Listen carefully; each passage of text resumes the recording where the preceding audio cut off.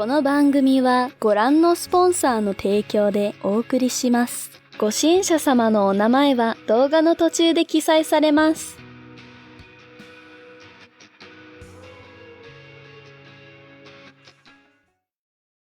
Episode 14 begins with a map being slapped down onto the living room table of the Oz house. Ranger, Qrow, and Roman are seated around the map, looking at it as Qrow rattles off instructions for the day's operation.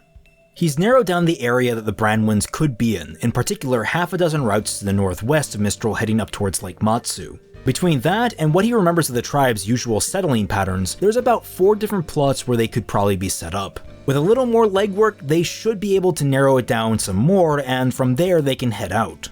The closest plot is relatively close by foot, but the others could take days, if not weeks to get to, so they'll have to prepare for quite a hike and a fight.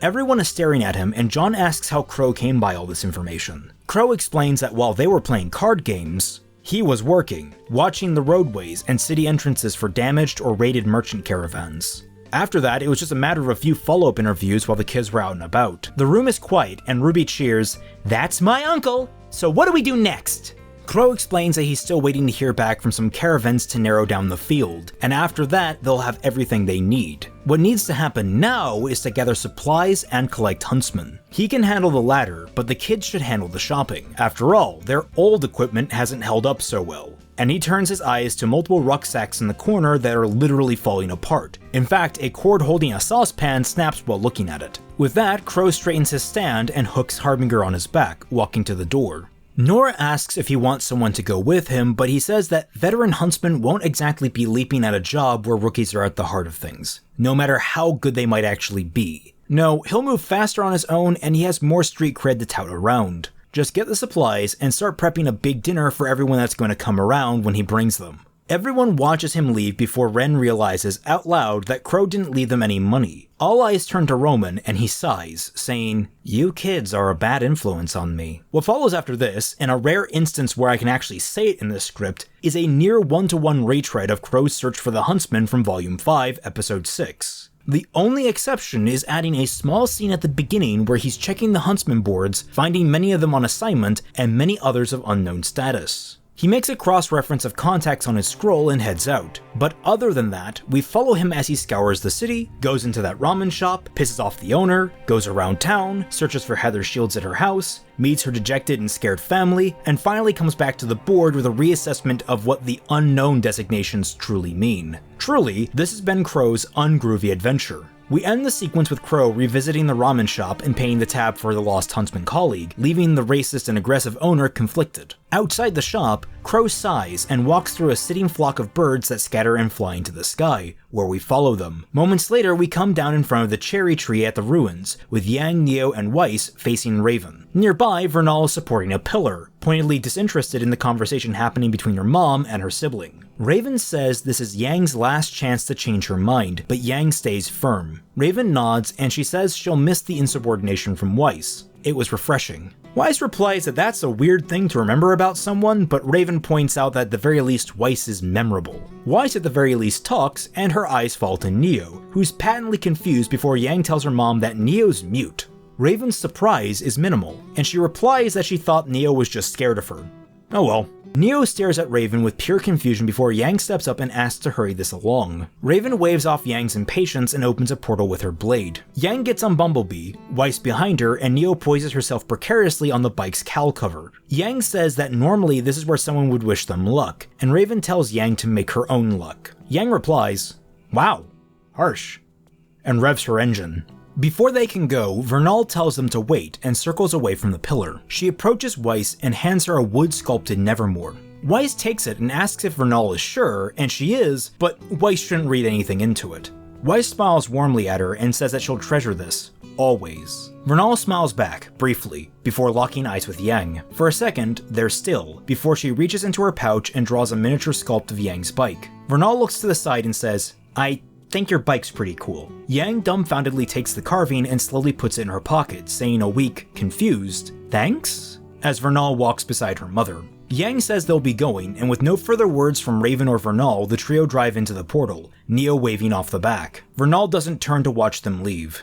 Meanwhile, Qrow is out on a promenade on the mountainside, overlooking the city below. He's scowling into the middle distance when the portal sounds behind him on a flight of stairs. He watched it warily, reaching for Harbinger, and is lingering there until finally the trio come bursting through, jittering down the stairs on the bike and sliding to a stop in front of him. Yang curses to herself that Raven's an asshole for dropping them off on the stairs, and the other two are still shaking off the jolt. Qrow says Yang's name in surprise, and the three look to him, Yang putting on a massive strained grin before saying, "Surprise!" We cut to black, ending the episode.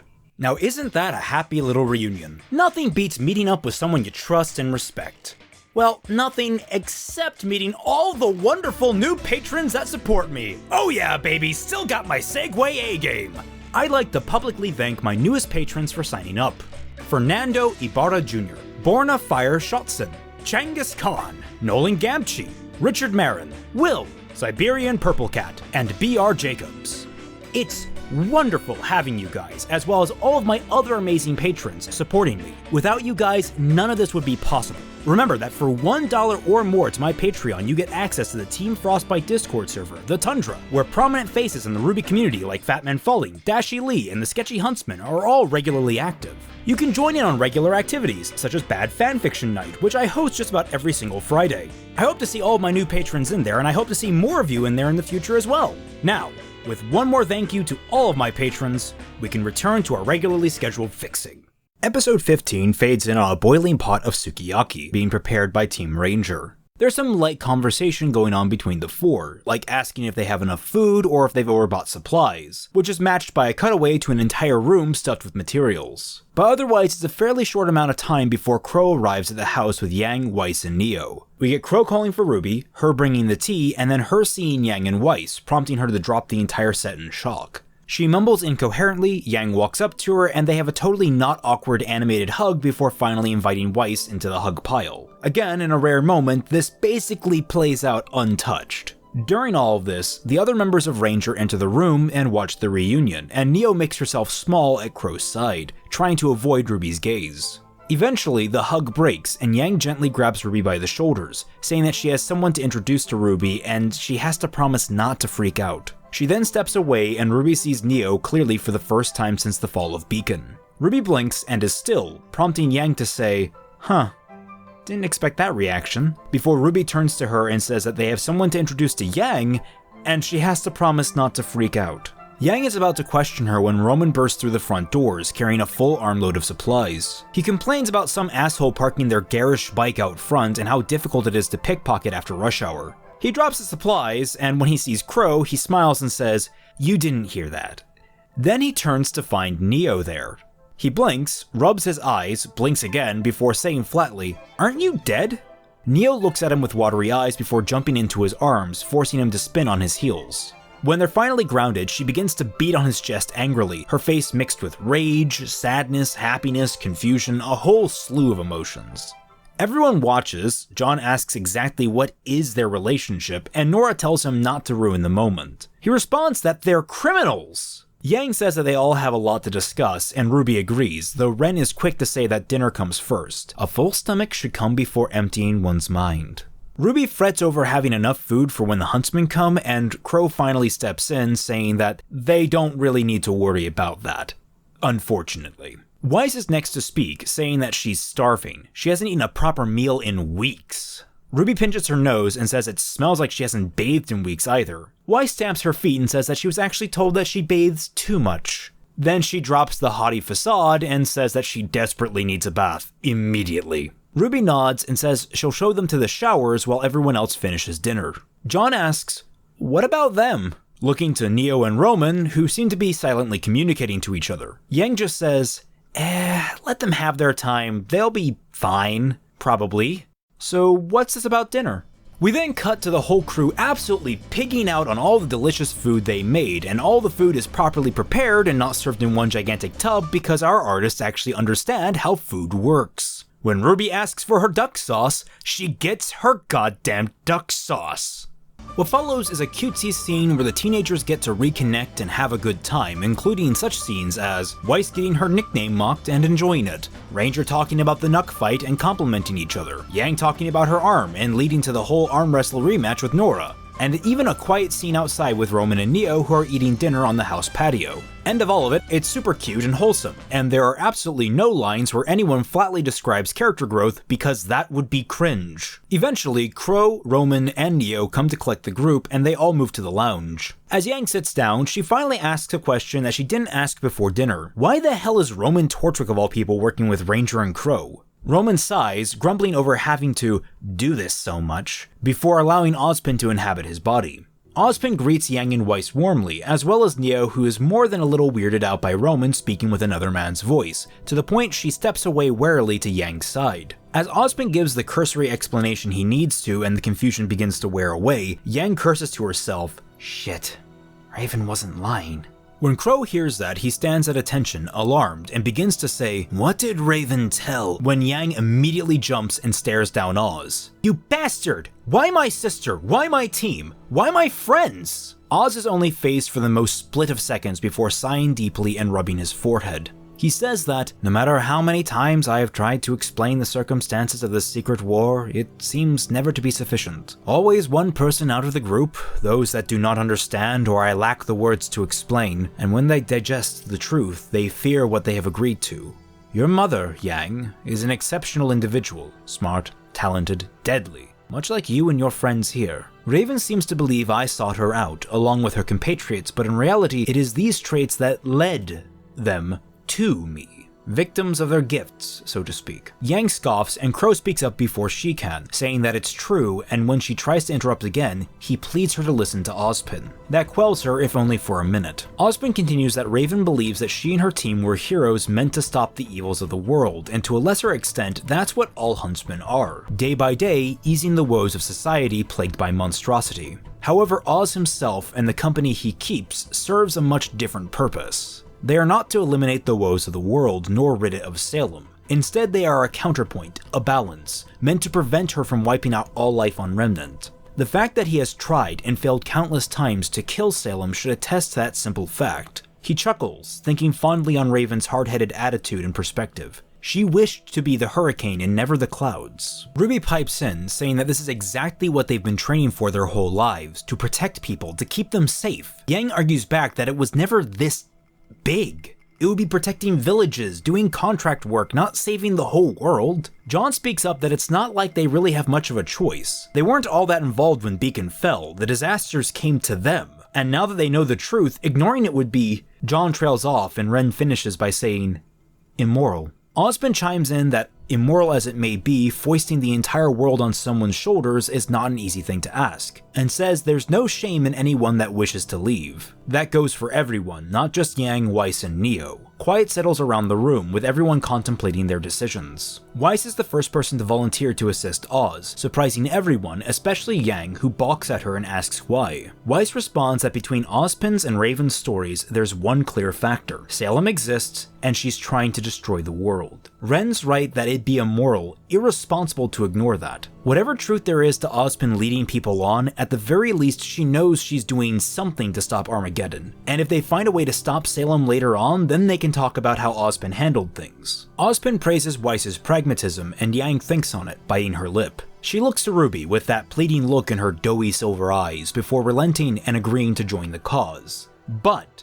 no more lies from Ozpin, no more miscommunications. If there's something they need to know, he will explain it until everyone in the room understands. Nora asks, "Even John?" And John gives an indignant, "Hey!" As the group laughs, Ozpin cedes control back to Roman. He blinks to awareness and turns to Neo, who is looking uneasily at him. He reaches for her, but seeing the discomfort in her eyes, he sighs and shrugs, giving her a lopsided grin while saying, "I'm still me." Neo still appears uneasy, but she approaches him and stands at his side once more, glancing at him periodically to make sure he's still him. Qrow watches the warm moments happening around him, smiling for only a split second before looking out the window and seeing a raging storm in the far distance, past the mountains. Scowling, he takes a sip of his flask and walks deeper into the room, the storm reflected on the window's surface. We then cut over to the very storm at the Bramwing camp, where the tribesmen are scrambling to batten down the hatches. Shiloh, guarding the outskirts of the camp, curses the sudden rain as a foggy mist begins to roll in from the tree line. From the mist, figures begin to emerge, people untouched by the rain and mud as the ground dries beneath their feet. As they come close, we see Emerald and Mercury, both flanked by Cinder. Behind them, Outside the seemingly anti-storm bubble is Watts, with his umbrella open and a scowl on his face. Cinder smiles as Shiloh raises his gun, his hands shaking, telling them to get back. Emerald puts a hand on her hip, asking, "What about this situation makes you think a gun is going to stop us?" Shiloh narrows his eyes, and Cinder tells Emerald not to antagonize the man. He knows he's out of his depth.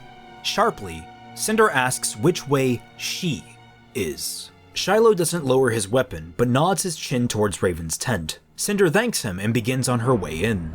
Emerald and Mercury follow closely behind, though Merc teases Shiloh with a fake-out, causing the man to fire into the woods out of surprise. Watts chides Mercury for his sophomoric behavior and lays his hand on Shiloh's revolver, apologizing to him for his colleague's disrespect. We cut to Raven's tent, where she's plugging a hole in the ceiling when Vernal comes in, saying that Salem has found them. Raven is pensive, but looks to her daughter and nods. Vernal puts on her face mask, and so does Raven.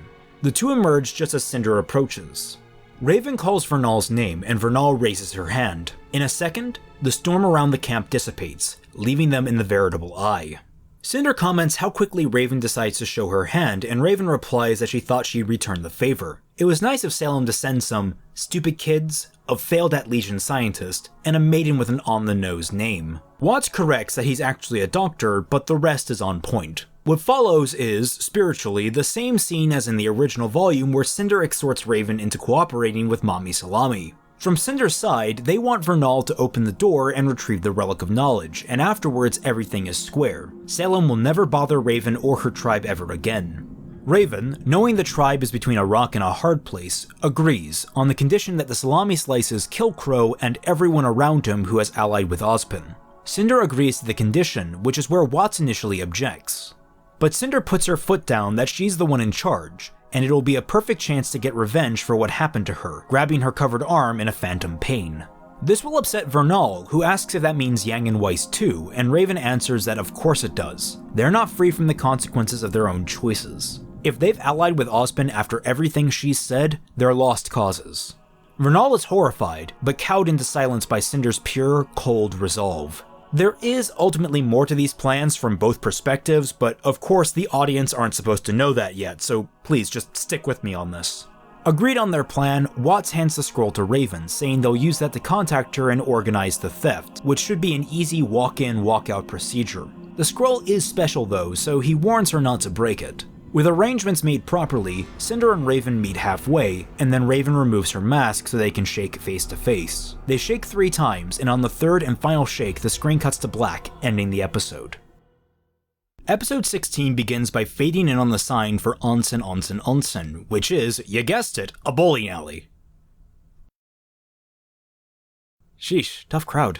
Anyway, outside the entrance there's a sign that says, no mixed bathing. We cut inside one of the shower rooms where we get quick cuts of RWBY pouring water over her head, Weiss scrubbing her arm, Yang rubbing in shampoo, before cutting to RWBY unceremoniously dropping into the water of one of the baths, next to a device using fire dust to heat the pool. Weiss chides her for being so unrefined, slipping in carefully herself just before Yang drops in beside her like RWBY did, San's arm of course. Weiss grips her nose and says that she thought it was bad enough that she couldn't get the tribe's stink out. Now she has to deal with the barbaric behavior as well. Yang points out that Weiss wanted to join them, and Weiss flushes, saying that it may have been a consideration at one point, but it was never serious. Yang chuckles at Weiss's expense, and RWBY excitedly leans against the edge of the onsen, which is an infinity pool overlooking the city below, chittering about how awesome the view is. Yang tells RWBY to be careful not to fall over the edge, and Weiss is dismissive, saying that with RWBY's luck a gust of wind would knock her right back into the onsen. RWBY pouts at them and says haughtily that she's confident that Weiss would catch them with her glyphs, to which Yang retorts, "Aw, look at RWBY, still depending on her little friend." Both girls shout hey in indignance, and RWBY counters that it's not just friendship. Weiss is obligated to, she's the best teammate ever. Her words, not mine. Weiss rolls her eyes and smiles softly, saying, well, she's got me there. Just as Yang splashes both of them with water. RWBY sputters that splashing is against the rules, Yang laughs and asks when RWBY respected the rules anywhere, and Weiss just laughs and sinks into the water, mumbling how nice this feels. She hasn't been this relaxed in months. Yang agrees, settling in, but Weiss notes that her shoulders are still pretty stiff. Yang acknowledges this and says that she's still stressing over who the maiden might have been back at the Branwen camp. They were just there, and if only they had an idea about the maidens she and Weiss could have. Yang is cut off when Weiss presses a finger to her lips, telling her to shush, that now is not the time for fretting. This is a treat. It's time to relax. For all of them. RWBY agrees, saying they've all been through a lot it seems. It's nice just decompress for once. No Grim, no bandits, no plane crashes. Idly, she hopes the guys are having a good time too.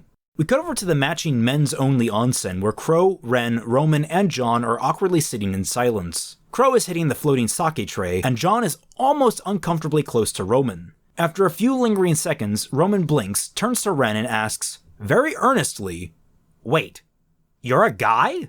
We cut back to the girls, with Yang waving off that they're probably all having a good time. RWBY agrees, though she's kinda sad Blake isn't here to enjoy it too. Yang's joyful demeanor evaporates, and Yang says, yeah, well, she isn't. No use dwelling on it. RWBY frowns and drawls out Yang's name, mixed with exasperation, weariness, and disappointment. Simultaneously, Weiss's brow shoots into her hairline, asking what that means. Yang points out that Blake would have been there if she stuck around, but they'll be fine without her. RWBY asks if Yang wants her here, and Yang bitterly asks back why she would want that. RWBY prods deeper, asking if Yang is still mad at Blake for leaving, and Yang's response is dripping with bitter sarcasm. When Weiss tells her to calm down, Yang shouts for them not to tell her to calm down, her hair flickering with flame, her eyes glowing red, and the water around them beginning to boil. RWBY and Weiss are verbally unnerved by the sight, and Yang does actually calm down to a more suitable level, though she's obviously disinterested in the more joyous mood they had going earlier. She's actually about to leave the onsen when Nora's voice carries in from the shower room, screaming, "Cannonball!" There's a massive splash as Nora enters the water, soaking the other three girls. Nora surfaces in a crocodile float, laughing all the way while Weiss chides her for how dangerous that was. She could have broken her back, or worse, the floor. Nora spits some hot spring water into Weiss's face, prompting even more ranting, and RWBY laughs along with Nora. When Weiss's little rant ends, Nora responds, "Oh please, just relax. This place was built to withstand at least 5 girls." Speaking of which, has anyone seen Neo? We jump back over to the boys' side where Ren is emphatically questioning Roman. "I have a naturally deep voice," and Roman says, "Some girls just hit a lower register." Ren replies, "I have a girlfriend," and Roman shoots back, "I don't judge." Finally, Ren says, "I have no breasts," to which Roman replies, "And neither does Little Miss Snowcone. Doesn't make her less of a woman." He pauses and puts a hand on his chin. "Is she a woman?" Ren replies, "Yes, she is a woman, and I am a guy." Roman rolls his eyes and says, "Look, I hear you, but look at yourself. You're beautiful. Like, you're not my type, but you're a head turner. But like, as a lady." Ren just stares at Roman, baffled. I have no idea how to take this entire conversation. Roman is now lost to himself, muttering, "Damn, I'm usually pretty good at telling this kind of thing," before turning to John beside him and saying, "Isn't that right, Neo?" John, who by this point has sunken up to his face in the water, blinks to awareness, looks to Roman, and gives a sheepish smile. When he blinks, his eyes turn to Neo's colors, and he reaches over to cling to Roman's side. Roman sighs and asks her not to do the puppy eye stare with another person's face, just when John walks into the room. He takes one look at Neo, who still appears like him, and he says, "I am so confused right now." With that, we cut over to the onsen's resting area where a still armless Yang is buying soda from a vending machine. She sits at the table with her back to the shower rooms. Someone walks up beside her, and Yang thinks at first it's RWBY, immediately going to dismiss her because she doesn't need cheering up. She's surprised when Weiss says, "Good, because I'm told I'm not very good at that." Weiss sits down across from Yang, with a warm, compassionate smile, and Yang plays with her drink at her fingertips. Yang asks what Weiss wants, and Weiss raises a single brow towards Yang. Yang, picking up the signal, shakes her head, saying she doesn't want to talk about it, taking a sip of her drink.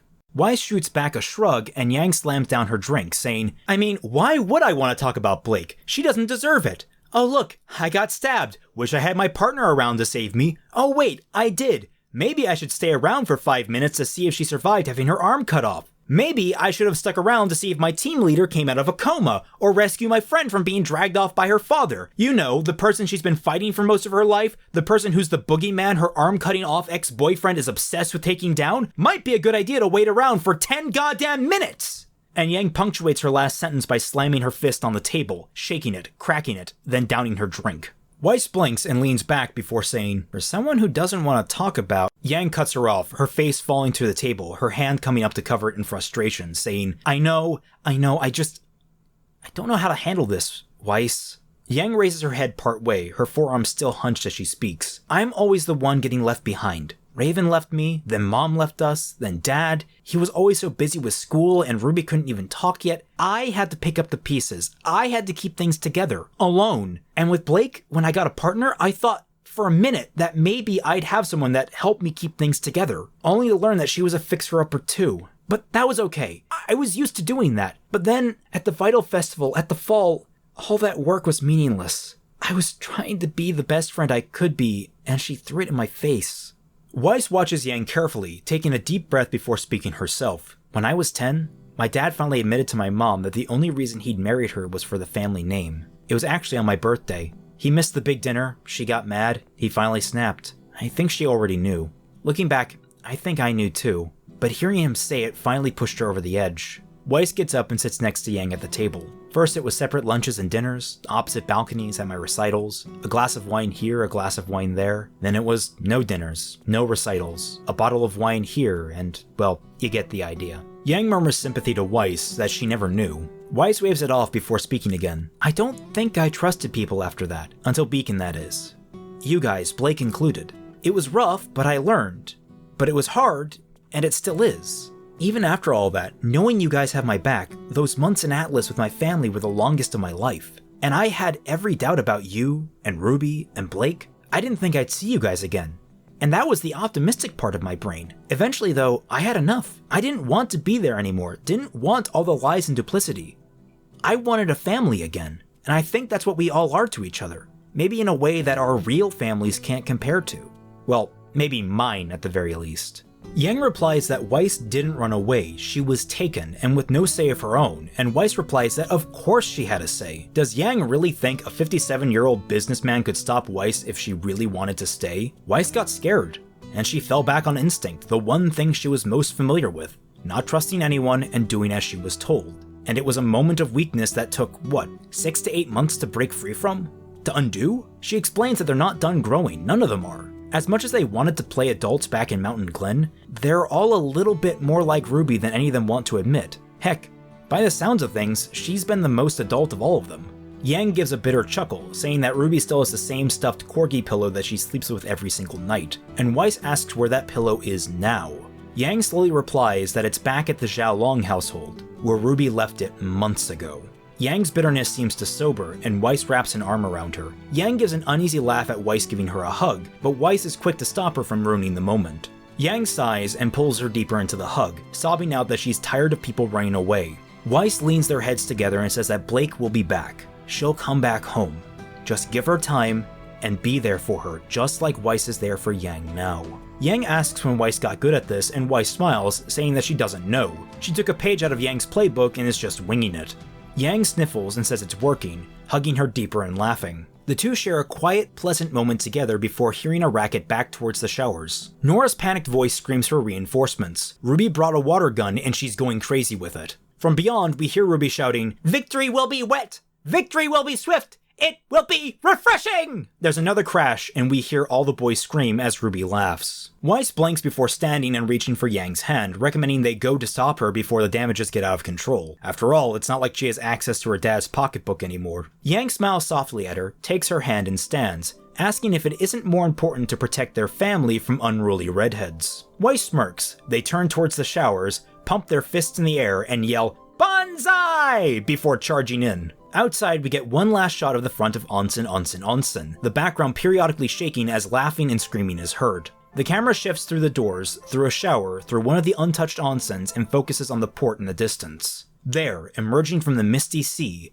is a ship carrying the Menagerie militia. On the bow is Blake, battle ready, eyes narrowed. Cut to black, and the episode ends. Episode 17 opens on the familiar White Fang symbol, one on the uniform of a guard out in the field surrounding the White Fang base. She yawns, and her partner complains that this is the 4th hour in a row that she's done that, and they squabble about her not getting enough sleep the night before. They also complain about the foggy and stormy weather and how it makes things too hard to see. Just then, 2 dark shapes blur by them, completely unnoticed as one of the guards is ragged on for being unfazed by the rain due to their duck faunus nature. We begin to follow the 2 shapes as they weave and duck through the field, using the fog as cover to avoid any number of patrols arriving at the mansion. We see Gamble getting thrown and latch into one of the walls, allowing Blake and Sun to climb up it and onto the roof of the building. The two, both heavily soaked, radio in that they've reached the main compound, and we hear Ilya give an affirmative on the other side of the line. We cut to a Mistrillian Mobile Operations Center where Ilya is manning the radio alongside Gira and Callie. Gira confirms to Blake that they've got 4 squads in position to move in once they've got a better picture of things inside. Ilya takes over the call and instructs Blake to move to a nearby skylight, and once she opens it, she'll have access to an air duct right below it.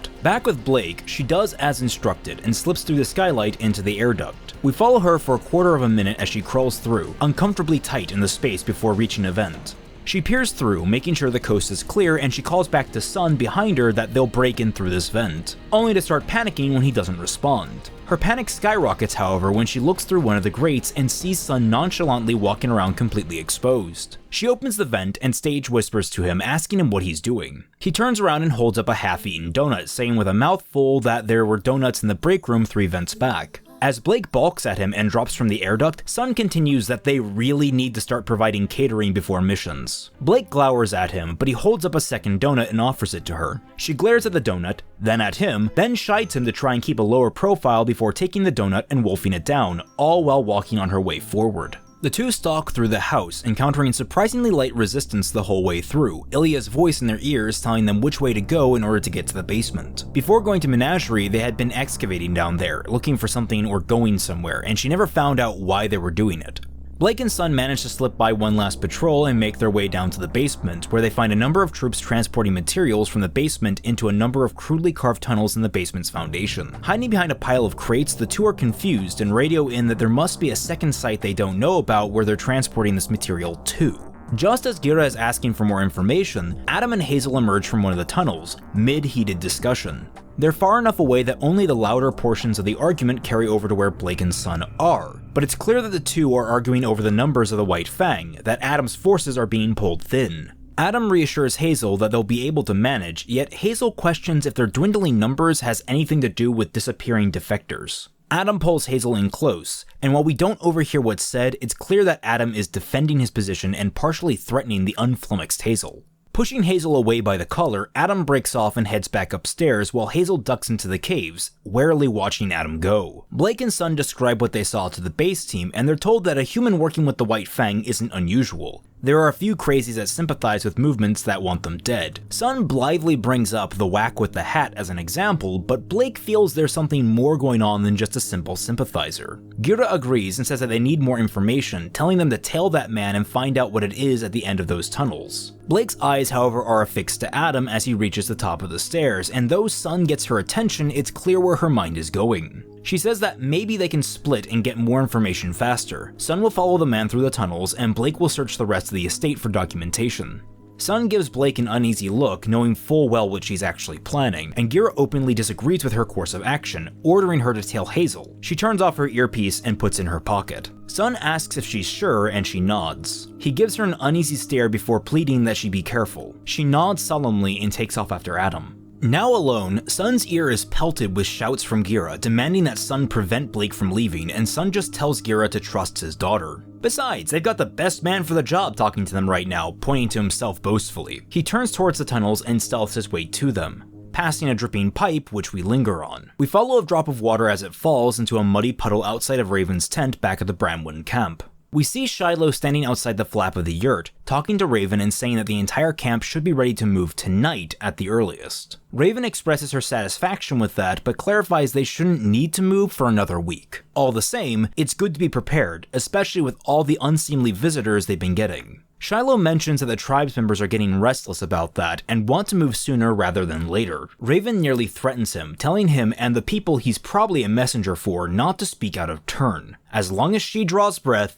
she leads the tribe, she'll hear no argument for her plan. Shiloh seems a little less cowed than usual, but still backs off and walks into the rain. Raven goes back into her tent, where Vernal is lazily unstringing her bow. Raven sits down to read a book, but it only takes Vernal a few seconds of glaring before asking if she'll really hear no arguments. Raven gives an exasperated sigh and puts down the book and says yes, the tribe is hers to lead, and that includes her daughter. Vernal growls that they don't have to kill Weiss, or Yang for that matter. They could just kill Uncle Qrow and the people that won't listen to them. Raven pinches her nose and says this is all bigger than Weiss or Yang, that they can't take risks. Just because they were willing to listen doesn't mean they won't be swayed to follow that silver-tongued devil. Oz has a way of brainwashing people that had what she thought were good heads on their shoulders. But he snakes his way around that. Odds are, if Qrow knows where Ozpin is, then Oz has already worked his magic on the pair, and they can't take chances on letting them live to indoctrinate more people. Vernal stands and asks where Raven's limit is. Weiss was practically part of the tribe. Yang is her daughter. What if it was one of the tribesmen? What if it was Milo, or Kenny, or Shiloh, or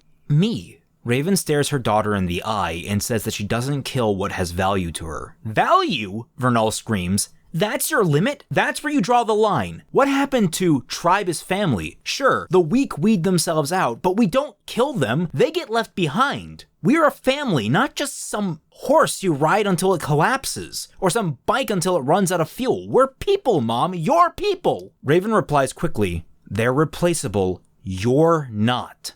Vernal sneers, her eyes tearing up as she bites out that she's only worth something to Raven because she chose to be the Spring Maiden when no one else would. Take on a whole mantle just to keep the people she cared about safe. And she's doing this most of all for Raven. Just because Vernal made a harder choice doesn't mean she's automatically worth more to the people that they're both protecting. With that, Vernal turns on her heels and stomps out into the thickening rain, splashing along the muddy ground. Raven watches her go and sighs, muttering that Vernal is worth more than just that.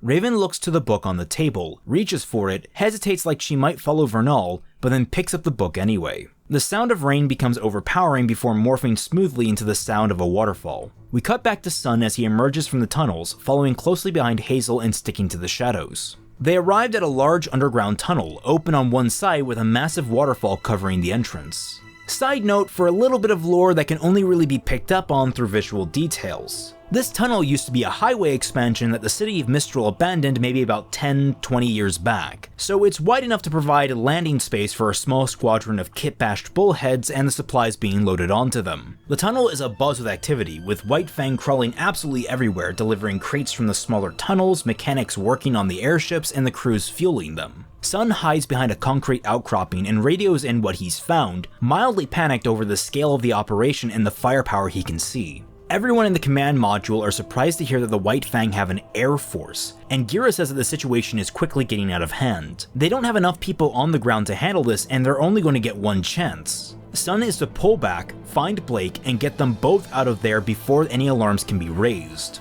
Sun grimaces, looking back towards the way he came in, then looks down in front of him where there's a clearly labeled box of satchel charges. The audience can see the wheels in his mind visibly turning, as he slowly says that he doesn't think he'll get a second shot at this if they have to come back. There's no guarantee they'll still be here.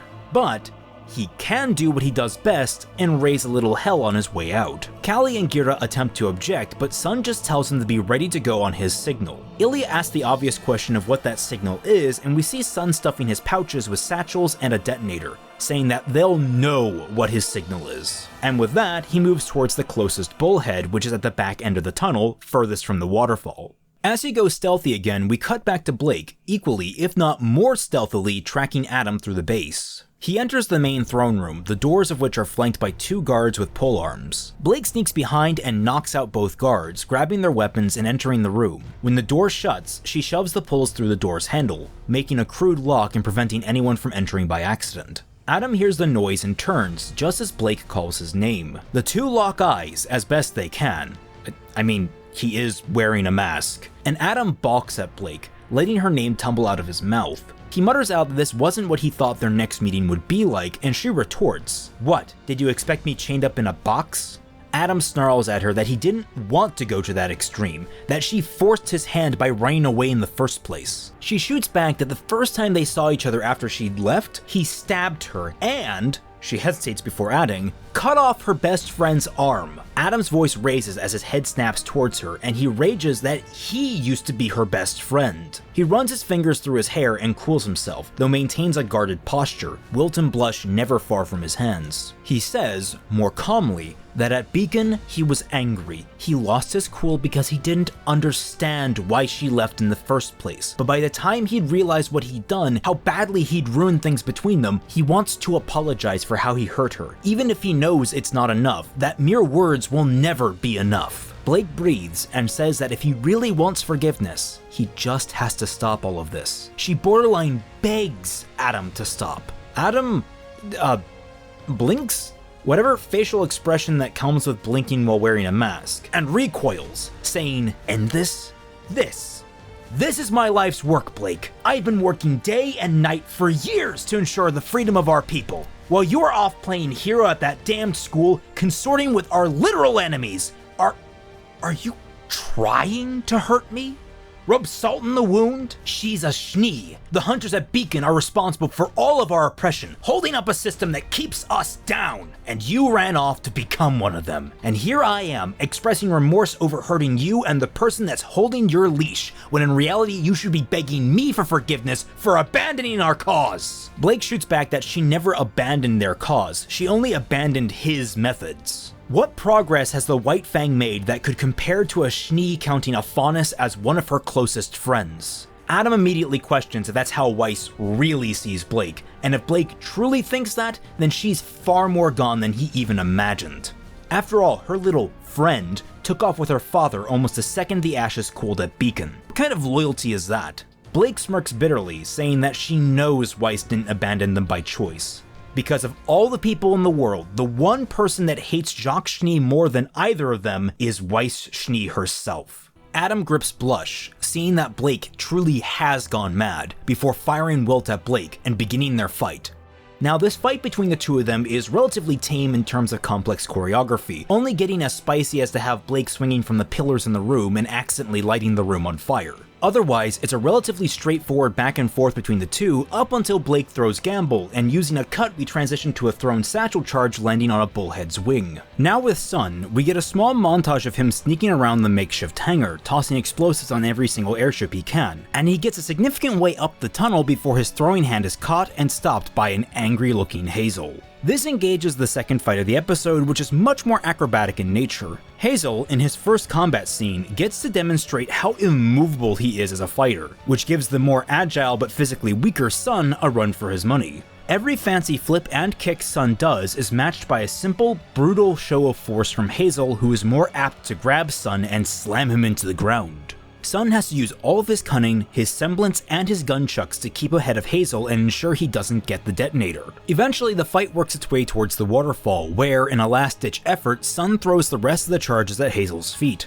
Hazel manages to grab Sun by his shirt and hold him in place, demanding he drop the detonator. Flippantly, Sun does, but when a flummoxed Hazel goes to pick it up with one arm, Sun has summoned two of his clones to hold him in place. This allows Sun to kick free from Hazel's singular hand, grab the detonator with his tail, and leap over Hazel's head. He ducks out of the waterfall, clicking the detonator as he does. There is a massive chain of explosions going down the length of the tunnel, and Hazel is launched through the air. And though he's not unharmed, he's certainly less harmed than most others would be, indicating an intense level of aura. Back with Adam and Blake, the two are locked in a stalemate, unwilling to bend to the other when the explosions rock the building. Blake immediately mumbles concern for Sun, and Adam scowls, asking, "What have you done?" He uses Blake's moment of concern as an opening to clock her with blush and cut open the door to the room. He gives Blake one last glance as she clutches her cheek before rushing out towards the basement. Blake gives chase, but is waylaid by panicking White Fang members, all trying to get to the cramped corridors leading to the main tunnel. Blake pushes her way through just in time to see Adam and Hazel ordering troops on board one of the four fleeing bullheads. Upon seeing her, Adam fires, scattering the rest of his troops around her, but pinning her down as the bullhead door closes and begins to lift off. Blake scrambles along the service railing, firing Gamble into the wall to swing towards the bullhead and firing again to latch onto its side. She manages to cling to it as it takes off and they pass under the waterfall. What follows is a flyover of all of Mistral as Blake clings desperately to the fuselage of the airship. Her aura begins to flicker against the harsh winds and the physicality required to hold on. Eventually, her grip slips and she falls, clinging desperately to Gamble, still firmly affixed to the tail of the airship. She's forced to run along the rooftops a la Spider-Man with all the acrobatics involved, just to keep up with the plane. When the bullhead begins to slow down and angle its descent, Blake sees an approaching wall and willingly lets go of Gamble's ribbon to prevent slamming face first into it. She tucks and rolls across the adjacent roof, but underestimates her speed and goes tumbling out of control over the lip of the roof. We watch from her perspective as she tips over the edge and descends rapidly into the alley below. There's a crunchy cut to black, and the episode ends. Episode 18 begins in Raven's tent, mid-argument between her and Cinder over the scroll that Raven was handed by Watts. Raven is insistent that they had a deal, and it's on Cinder to uphold her part of the bargain first. Cinder, however, is much more aggressive and bites back that there will be time after retrieving the relic where they can kill Qrow and his tagalongs. But right now, they've got a time press they weren't prepared for, especially if Raven wants to be free from Salem's pursuit. And Cinder adds, this is also ignoring how much time it'd take for Raven to get to Mistral. Even by car, it'd probably take too long, which means her only means of upholding her side of the agreement relies on her using her semblance to get to Mistral by portal, and for that, she needs Qrow alive. Raven scowls and Cinder taunts that yes, old Leo told her what Raven's semblance was, and if Raven wants to be free, she has to get to Mistral ASAP. Raven is beside herself, silently fuming at the scroll before speaking through gritted teeth that they'll be there. Cinder smirks and sings songs that she just knew Raven would be accommodating. She sharply reminds Raven to bring the maiden with her before ending the call. Raven shuts the scroll and calls for Vernal, telling her to be ready in 5 minutes to go. Vernal is surprised, asking what happened, and Raven snaps, her frustration bubbling over, demanding that Vernal just listen to her. Raven stills herself and takes a breath, hissing that the timetable's been moved up. Vernal goes to ask a question and Raven anticipates it, answering that yes, Yang and Weiss are still alive. Cinder's crew will be dealing with them after the theft at Haven, allegedly. Vernal is pensive, but says that she'll go to get her things. We cut to an alley just outside of the Ozpin house, where Raven's portal opens. Raven and Vernal jump out with their masks on and take in their surroundings, just in time to catch Weiss, Yang, Nora, Qrow, Ruby, and Ren emerging. Vernal watches cautiously, focusing mostly on Yang and Weiss, who along with Nora bid farewell to Qrow, Ruby, and Ren, who are going out for the day's investigation. Raven shifts her focus away, dragging her down the other side of the alley and saying they have work to do. Vernal gets one last look at Weiss and Yang before they're off altogether. Vernal seems reluctant but follows dutifully, asking with a snarl when they ever hid in the shadows like thieves. We then cut over to Roman, Neo, and John inside of what remains of Charlotte's, the entire place absolutely empty of personnel, power, and furnishings. Roman gawks at the empty space and asks, "Who came in and robbed the place while we were gone?" And John asks if you can really rob a criminal. Roman puts a hand to his heart and says, "My God, you're heartless." To which John shoots back, "They're criminals!" Roman acknowledges that this is true, but they're also people, and people don't just vanish for no reason. I mean, they took everything! They even took the poles! John blinks where Roman is gesturing and fumbles. "Oh, wait, you took Ruby here?" Roman pointedly ignores John and approaches the now empty room where Little Miss had her private chamber. In the background, Neo is tense, drawing her blade before stopping next to a divot in the floor, next to a series of bullet holes in the wall. Picking up what she found, she taps her blade on the ground and holds up a white fang mask for Roman and John to see. John pales and says, "Oh crap," and Roman walks up behind him, face dark as he says, "Call Ruby." We then hear a ringing bell, a doorbell in specific, and we hear muffled voices from outside as Ruby questions if Qrow is sure this guy is home. Qrow says he doesn't know for sure, but it's the best lead he's gotten on any huntsman yet. From inside, we see a figure shuffle quietly past the door, only to accidentally trip over something and create a ruckus, groaning as he does. Alarmed and thinking someone needs help, Ruby uses her speed to bust through the door, with Ren and Qrow protesting the whole time. Inside, they find a huntsman that Qrow identifies as Lucero Hawthorne. The man has fallen over a collection of boxes and has become buried underneath them, though it's clear he's not really harmed. On the other hand, his mental state is in question as he scrambles away from Qrow, Ruby, and Ren in a panic. He yells for them not to hurt him, and they have to spend a bit of time calming the man down so he can explain why he was so scared. The huntsman missions that they've been sent out on have been complete wastes of time, but gradually the missions became harder and harder until they were all basically suicide missions, pushing all the huntsmen in Mistral to their absolute limit. And the last one he went on, it was a wild goose chase, until his unit was jumped. He didn't know who they were, but there were 3 of them, and one of them, the man begins to break down again, and it takes everything for Ruby to distract him and keep him calm. Ren gets a curious look on his face and asks if Lucero was on a mission to Kuchinashi about 2.5 months ago. Lucero thinks about it and says that he's been on a couple, complete goose chases like all the early missions before things got so crazy. Qrow hums and remarks that's a completely different story from what Leo told them. Ruby looks between Ren and Qrow and begins to think herself, scratching her chin before pointing out that Lionheart only sent an airship when Qrow was involved, and he seemed to pull it out of thin air despite how desperate he says the situation was. Qrow narrows his eyes and looks to the door, saying he needs to have a few words with Leo about this. Things aren't adding up. Lucero, behind them, asks if he can leave yet. He wants to get his things and get out of Mistral as fast as possible, before she can find him. After some confused parting words, the three allow him to leave and step out of his front door. He gives a parting piece of advice. If they don't want to wind up like the others, they should leave as well, closing the door on their faces. Ruby looks to Qrow and asks if their next stop is Haven Academy, but before he can respond, she gets a call on her scroll. She answers it and says, "Yang?" We cut over to the Osman house, where Yang is quietly watching Nora prancing around Weiss, gushing the whole time about an upcoming festival that's being held in the city. She waves a flyer in Weiss's face, pointing out the food, the games, and her voice raises an octave when she says, "The adorable fashion!" She immediately launches into a campaign of getting Weiss to wear a traditional kimono, and Weiss's interest goes from completely absent to tentatively piqued at the mention of fashion. Yang smiles at the two's shenanigan, but out of the corner of her eye she catches Vernal poised on the railing outside of the sliding glass door of the house. Her mask is on, her finger to her lips, pleading for silence. Yang looks to her friends and says she's going to get some air, leaving the other two with little suspicion. They barely even notice she's left. Outside, Yang comes face to face with Vernal, who after a pause takes off her mask to properly look Yang in the eye. Vernal is openly conflicted, her face a mixture of emotions, and her body language is incredibly closed off. Vernal says she doesn't have much time, so she'll cut to the chase. Something is happening tonight at Haven, and Yang and Weiss should be as far away from the city as possible. Yang presses Vernal and asks what exactly is happening at Haven.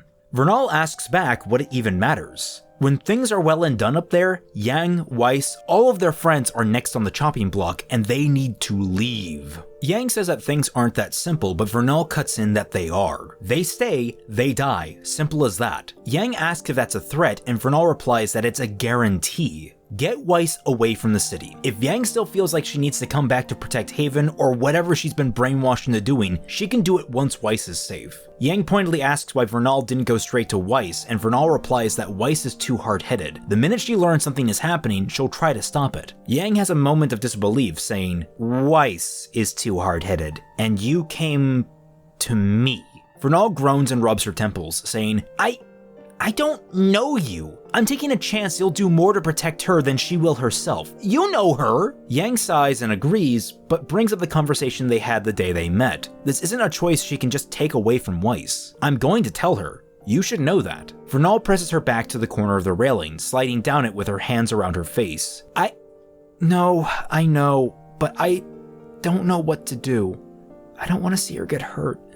Please, please, get her somewhere safe. Yang says that Vernal can help her get Weiss to safety. She can come inside, talk this out with Weiss, let them know what's happening. Vernal drops her hands, her eyes strained and her breath shuddering, admitting that she's already pushing how long she can be here. They'll notice soon enough. Yang asks who will notice, and Vernal stands, donning her mask and stilling herself. She replies, "Bad people, Yang." And that's coming from Mom. Yang blinks at the remark, and Vernal jumps atop the railing, pausing to say, "Please, Yang, get her away from here. And yourself too. If you don't, we might not be on the same side the next time we meet." Yang asks, "So why warn me now?" Vernal swallows and looks into the distance before saying, "Everybody gets one," and jumping to the road below. Yang watches her go, turning to look through the glass door at Weiss and Nora laughing gleefully at the table. Contemplating the situation for a moment, she pulls out her scroll and makes a call. We cut over to a different call, however, being held in Lionheart's office. Cinder is on screen and glaring furiously at Leo. Leo says very clearly that they can't come to the school right now. There are still decorators working on setting things up for this year's festival, and if anything were to go wrong, all of their covers would be blown. Cinder says they don't have a choice. The White Fang had half their operations discovered and captured by a surprise police raid. If they don't move now, the White Fang attack is going to happen sooner rather than later, and if it happens too early, any attempt to retrieve the relic quietly will be out the window. Leo grimaces and says they can come and get the relic once the festival workers have left, and he's made sure all of the students are off campus, but no sooner. He'll send her the earliest time when he knows when that will be, but she should also advise the White Fang to stay their attack as well if they want the minimal amount of resistance. From this, he will not back down, and they've only got one shot to get this right. Cinder groans that this would have all been easier if the Branwins would have just cooperated without a caveat, and Leo says that he told her to be prepared for a difficult negotiation. Branwins rarely, if ever, back down. Well, Cinder says, Raven and the Maiden are on their way now, so whatever time Leo deigns to send them, he better be ready to open the damned vault. Leo responds he will be there, before ending the call and resting his face in his palms. We then hear Qrow's voice overlapping the scene, that Lionheart's been lying to them as we transition over to the Ozpin house living room. The collected members of RWBY Junior Kern are seated around the coffee table, papers and charts scattered around it, including the White Fang mask that Neo found. Qrow explains that he did some digging into the missions the missing huntsmen have been going on, and Lucero was right. Either they ended up being pointless or they ended in complete squad wipes. Worst of all, when he tried to track down who ordered the missions, almost every time the road led back to Leo. It wasn't even all that hard to find, like he didn't expect anyone to check. Or, RWBY says, that there'd be no one left to check. Ren concurs and says that they can't rule out the possibility that several of the roadblocks to Mistral Team Ranger encountered weren't caused by Lionheart's interference, like the train shutting down. Nora asks why he'd be sending his own people out on suicide missions, and John chimes in that it'd leave the school completely unprotected. Some of the earliest casualties, as far as they can tell, were teachers at Haven. And with all the students gone on their own missions, it'd leave the grounds completely open for attack, and with that he points to the White Fang mask. At least that's what they got so far. An attack, Roman adds, that has the underworld scurrying for safe harbor, which means some sort of massive upheaval on the horizon. But, Yang says, Vernal came to warn her that something was happening tonight at Haven, and that none of them would be safe afterwards. She theorizes that Raven made a deal with the White Fang, or more likely Salem's forces. Weiss says that it doesn't make sense though. Raven was all about survival of the fittest, she'd sooner die than bend the knee. Qrow agrees, which means that Raven is plotting something if she and Vernal are here in the city. Roman briefly looks to the side and is seemingly annoyed before sighing, closing his eyes and relinquishing control to Ozpin. Ozpin says that regardless of what Raven intends, they know a few facts to work with. Leo can't be trusted, there's something happening tonight at Haven, and the White Fang seem to be threatening the stability of all of Mistral. With all of this taken into account, the most prudent course of action would be to strike out to Haven as soon as possible. John looks to Oz and nods, standing and proclaiming that he's not going to let another beacon happen. Nora and Ren nod in agreement with him. Eyes then fall to RWBY, who is lost in thought and a little surprised by the attention. She asks why everyone is looking at her, and Qrow says that she leads 1/3 of the crew.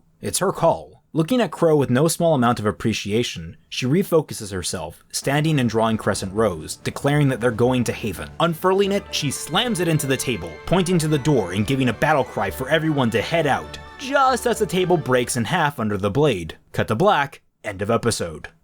And that is where we'll leave things for today. Once more, a loving shout out to all of the sketchy huntsmen who worked on this. This project is turning out absolutely beautiful thanks to them and their contributions, and it wouldn't be the same without them. That said, there's still so much more on the way, and I'm eager to get to it. If it wasn't clear, there's no set schedule for these installments coming out, so be sure to hit that subscribe button and ring that bell to keep up to date with all the uploads happening on this channel.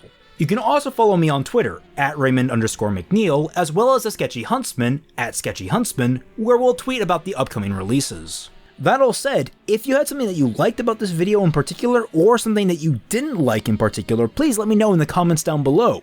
Following the release of the rest of the volume, there's going to be a stream where I take the most serious and intense criticisms of the volume and address them to you directly. Whatever it be, please leave it in the comments down below, I'll be happy to address them in the future. And don't forget, if you like this content, please support the channel on Patreon. Seriously, I can't do this without you guys. That's all for now, and I'll catch you all on the flip side.